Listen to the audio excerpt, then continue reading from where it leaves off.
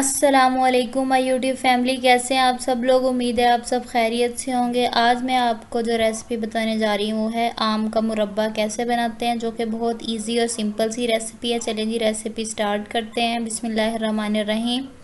सबसे पहले हमने जो लिए हैं वो आधा किलो आम लिए हैं, उनको अच्छे से वॉश कर लिए है और फिर हमने उसको अच्छे से वॉश करने के बाद उनको ऐसे छील लेना है। अगर आपके पास जिससे आप आलू पील ऑफ करते हैं या आलू छीलते हैं वो है तो आप उससे भी पील ऑफ कर सकते हैं इसका छिलका, और अगर आप ऐसे करना चाहें तो आप ऐसे भी कर सकते हैं। दोनों तरीके से आप कर सकते हैं जिससे आपको बेटर लगता है। ऐसे करके आपने सारे जो मैंगो है वो पील ऑफ करके एक एक करके आपने रख लेना है और फिर उसके बाद आप इसकी कटिंग करेंगे।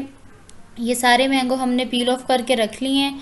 अब हम इसको जिस साइज़ का हमने मुरब्बा बनाना है उस साइज़ के हम जो मैंगो हैं वो कट करेंगे और जो उसकी गुठलियाँ हैं वो उसको अलहदा कर देंगे। बस हमने ये साइड साइड से इसकी कटिंग करनी है और गुठलियों से बिल्कुल आपने गुठलियों के ऊपर से नहीं निकालना।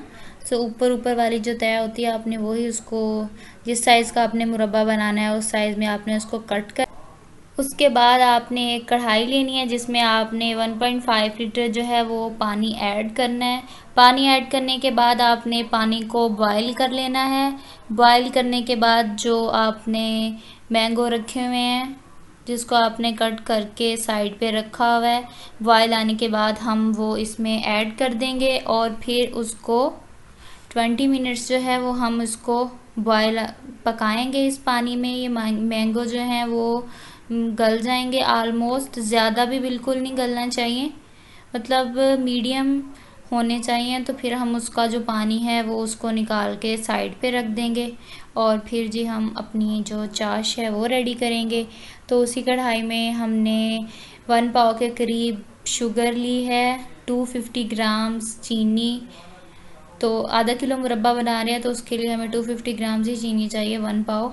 तो अब हम उसमें 1 कप पानी ऐड करेंगे और फिर उसके बाद 3 छोटी इलायची जो होती है वो ऐड कर देंगे और फिर चाश को पकाएंगे। चाश को आपने बस इतना पकाना है कि ये जो आपकी शुगर है वो मेल्ट हो जाए और फिर उसमें जब बॉयल आने लग जाएगा तो समझ जाएं कि जो आपकी चाश है वो बिल्कुल रेडी हो गई है।